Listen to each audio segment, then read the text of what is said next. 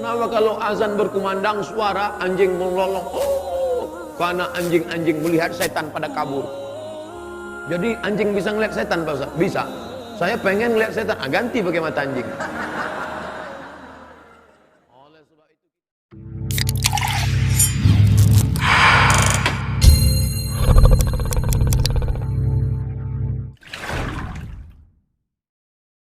setan takut kalau suara yang kuat.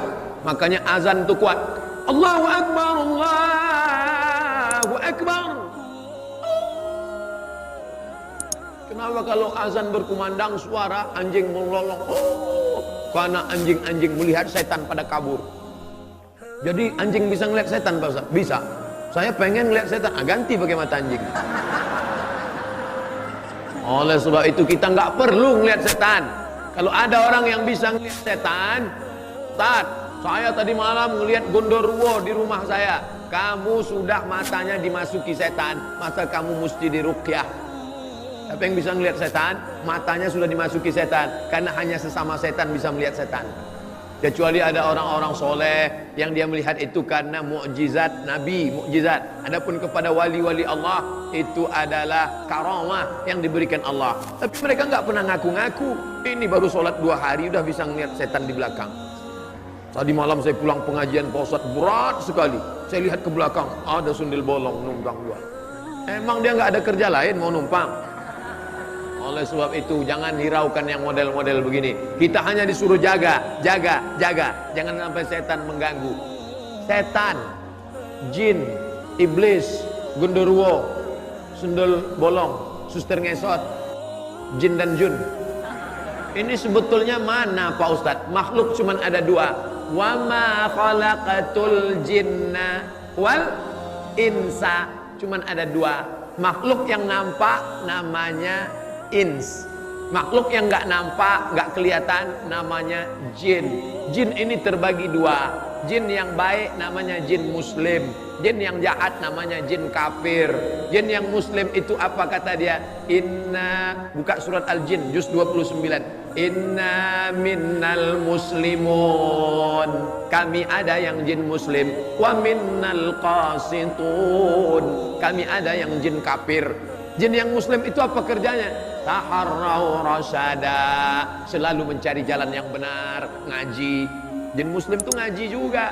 Makanya dalam Quran ada cerita jin dengar bacaan Nabi Muhammad baca Quran. Nabi sedang baca. Qul, katakan ya Muhammad, annahu istama'a nafarum minal jin. Ada beberapa jin mendengar engkau baca Quran. Apa kata mereka? Inna sami'na Qur'anan ajaba. Kami, kata jin, mendengar bacaan Quran Muhammad itu ajaba, ajib, amazing.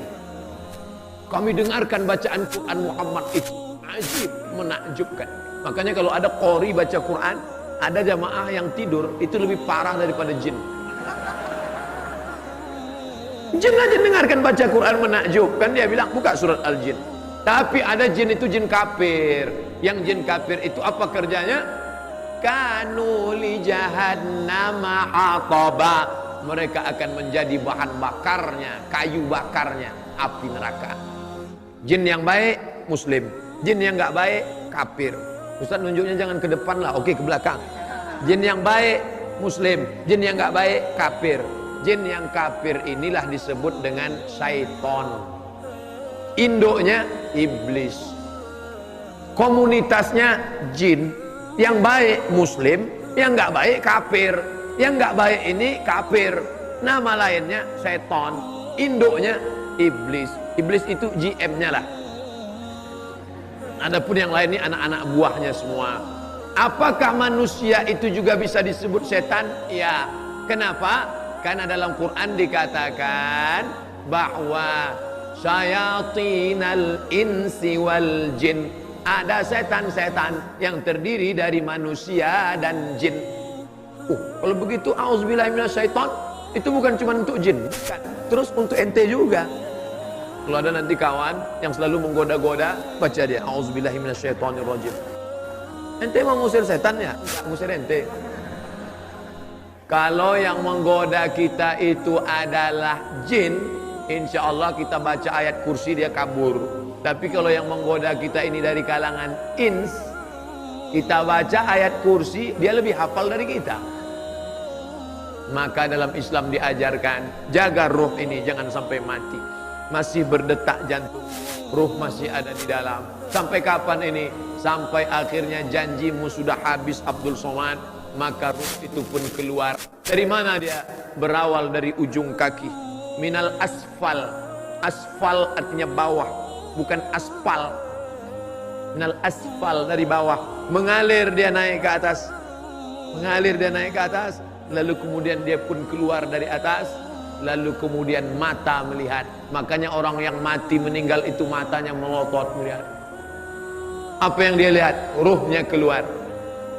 Orang yang meninggal dunia, salah satu ciri husnul khotimah, irqul jabin, keluar keringat dari jabin. Kalau ini namanya jabhah, kening. Kalau ini namanya jabin, yang di atas jabin. Kalau gabin roti, ini jabin namanya. Salah satu ciri husnul khotimah, irqul jabin, berkeringat bagian atas alisnya. Kenapa berkeringat? Saya lama baca hadis nih. Kenapa berkeringat? Ternyata sebelum dia meninggal, malaikat mengepakkan sayapnya. Dikepak sayap malaikat itu, matanya melihat, hai Abdul Somad, inilah tempatmu di surga, blok C nomor 15. Pada saat si hamba itu melihat tempatnya, dia malu kepada Allah. Sholatku nggak seberapa, puasa sunatku nggak seberapa, ilmuku nggak seberapa, amalku nggak banyak, tapi kenapa aku masuk dalam surga? Malu dia. Respon orang yang malu, biasanya perempuan tersipu malu, biasanya laki-laki merasa malu. Kalau dia dipermalukan, merah telinganya, naik darahnya, atau bisa jadi keringat dingin. Tapi mayat yang akan meninggal dunia, jasad yang akan ditinggalkan ruh, ungkapan malunya berkeringat atas keningnya. Tapi jangan yang keringat rekayasa. Nanti mentang-mentang Ustaz ceramah, tanda husnul khotimah, ada keringat di atas. Pas tetangga sedang nggak ada, semprot. Biar disangka orang Ustaz mati husnul khotimah. Kan itu maksudnya. Nggak perlu kita pencitraan-pencitraan. Ini nanti sampai mati pun pencitraan. Dipoto, alhamdulillah ada keringatnya sampai melebar ke wajah lagi. Kan itu maksudnya. Artinya ruh itu keluar. Orang beriman, ruhnya keluar seperti embun yang menetes dari ujung daun. Ini daun, pada saat tengah malam embun turun awan ke bawah, lalu kemudian berkumpul dari sisi-sisi daun, menetes di ujung daun. Embun menetes ke bawah, daun tidak ada yang ranting patah, daun tidak bergoncang. Begitulah keluarnya. Tapi bagi orang yang berdosa, seperti duri ditarik dari kain, dari kulit yang basah. Masuk duri ke dalam kulit, ditarik. Ketika ditarik dia, mata kail yang ada dua, mata kail atau anak panah yang masuk ke kulit, lalu ditarik dengan kuat sampai dagingnya terikut. Begitulah rasanya kematian. Ada yang mengatakan kematian itu seperti tebasan pedang di tempat yang sama beratus kali. Ada yang mengatakan kematian itu seperti mata kail pancing ditarik dari kulit yang basah. Ada yang mengatakan kematian seperti kambing yang dikuliti hidup-hidup. Semua menceritakan itu kepada Nabi Muhammad sallallahu alaihi wasallam. Makanya selalu kita berdoa, Allahumma hawwin alaina fi sakaratil maut. Ringankan kami ya Allah saat sakaratul maut, karena kami tak tanggung takutnya untuk merasakan itu semua. Tapi kita tak perlu terlampau takut. Jangan gara-gara pengajian ini terlampau takut, pulang bawaannya takut aja. Nanti masuk kantor enggak takut, matilah. Mati enggak perlu takut, karena mati itu adalah resiko hidup. Berani hidup, berani mati. Takut mati, jangan hidup. Takut hidup, mati aja. Nah, ini resiko. Life is take risk. Hidup adalah berani mengambil resiko. Dan filosof-filosof barat itu hampir tidak pernah cerita mati. Socrates, Aristoteles, Demokritos, Thales, filosof-filosof barat, mereka hampir semuanya kalau sudah cerita mati takut. Tapi Islam justru cerita tentang mati. Kenapa? mati adalah semangat kehidupan. Kenapa kita beramal soleh? Persiapan untuk mati. Makanya saya tidak ingin, awalnya saya ragu untuk menyampaikan tema ini. Ruh ketika berpisah dengan jasad berarti mati. Saya tidak ingin selesai pengajian umat Islam di Bandung bawaannya mau mati aja semua. Gimana bisnis kita ke depan, Bu? Udahlah, nggak usah diurus, saya mau mati aja.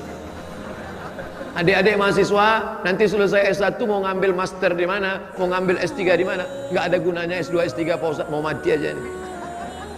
Orang Islam disuruh berbuatlah. Selesai sholat keluar dari masjid, wa qul i'malu, berbuatlah, fasayarallahu amalakum. Allah yang akan menilai perbuatanmu, wa rasuluhu, Rasulullah yang akan menilai perbuatanmu, wal mu'minun, orang-orang beriman yang akan melihat hasil dari perbuatanmu. Oleh sebab itu jangan pernah berhenti berbuat. Walaupun engkau sudah mau mati, sudah ada tanda-tanda kematian, sudah terasa tanda-tanda kematian, maka di tanganmu masih ada bibit korma. Idza waqa'at ala ahadikumul qiyamah, kamu sudah mau mati, wa fi yadihi fasila, di tanganmu ada bibit korma, falyaghrisha, tanamkan, gali tanah, tanamkan bibit korma. Padahal sudah mau mati. Untuk apa nanam bibit korma sudah mau mati? Korma itu akan tumbuh, bertunas, berbatang, berbuah, dan dia akan bernaung. Ada orang bernaung di bawah pohonnya karena kepanasan, dan ketika dia berbuah ada orang akan memakan buahnya. Allahumma barik lana fima razaqtana wa qina adzabannar. Nyami. Di saat itu engkau akan mendapatkan pahala. Jangan pernah berpikir saya dapat apa. Yang penting engkau berbuat, nanti pahalanya Allah yang ngurus. Banyak orang sekarang berbuat, gimana kalau kita bangun masjid ini, gimana kalau kita buat pengajian, nanti saya dapat apa, nanti saya akan mati. Memang kita akan mati, tapi ada